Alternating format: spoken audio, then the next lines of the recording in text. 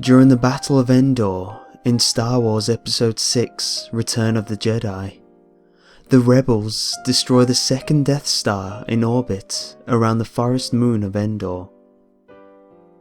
The destruction of the battle station kills the remaining Imperial forces on board and delivers an enormous blow to the Empire due to the loss of such a gigantic weapon and all aboard. The defeat of the Imperial fleet nearby and the death of the evil Emperor Palpatine. And our heroes are celebrating at the end, all dandy and fine, now that Darth Vader has been redeemed. Add this special edition, and you get celebrations on numerous worlds across the galaxy against the Imperials. Sounds fine, right?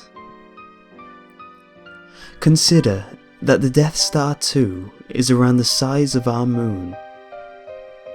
When the station erupts in a gigantic fireball, numerous parts of its frame and inner workings are ejected outward into space at enormous speeds.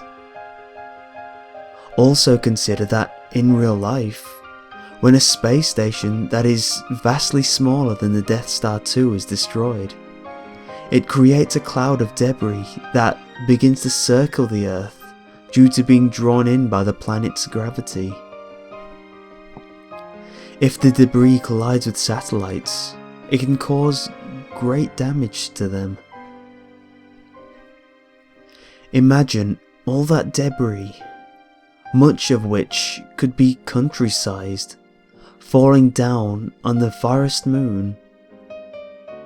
The gravity field would pull on the wreckage so that it would be shifted towards the moon. The gas giant Endor is directly behind it, the forest moon, and thus cannot pull enough of the debris away. The rebel fleet is too small to create a combined shield to deflect half of the stuff, and the Imperials, even if they were helping the rebels deflect it, and had all of their ships, would not be anywhere near enough to protect the moon.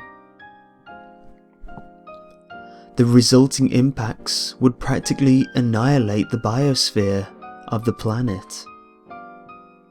Enormous clouds of dust would be thrown up into the air, blocking out the sunlight for many miles. This would be, in turn, supplemented by the forest fires caused by burning wreckage strikes. The native population of the planet, the Ewoks, would have to be evacuated off the planet if they were to have any chance of surviving this catastrophe. It is doubtful that they would survive. The rebels are strapped for ships and could evacuate only a mild sliver of the Ewok natives. This would not be an unlikely event. One lone asteroid was enough to cause a global cataclysm that wiped out a great deal, if not the majority, of the fauna and life on Earth during the age of the dinosaurs. Thus, the great victory of Endor would come at a great price. The Holocaust of nearly an entire population.